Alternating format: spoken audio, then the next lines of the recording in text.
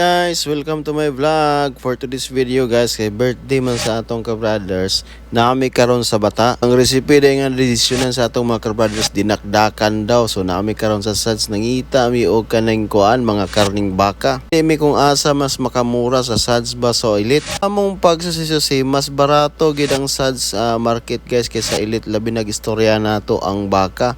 Tanawa ra ko niya ng mga presyohan sa mga baka din ni tag 24, 29, 15, 16. Medyo barato-barato gid ni dapit sa SADS. Ang amo lang gihimo ani nagpalit mi sa SADS, nagpalit pud mi sa Elite, then gibayaran din na sa ato ang birthday boy. Out sa atong mga brothers diya, si Brother George, kay Rodelo, si Brother Chris. Happy birthday bro. Daggan po guys nagbaligya din nga mga halamang gulay.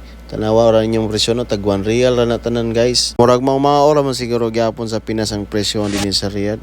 Apilan din nato nag mga ricados. Dito tanawa ko ng presyo sa sibuyas din sa SADS, tag 23 ang kilo.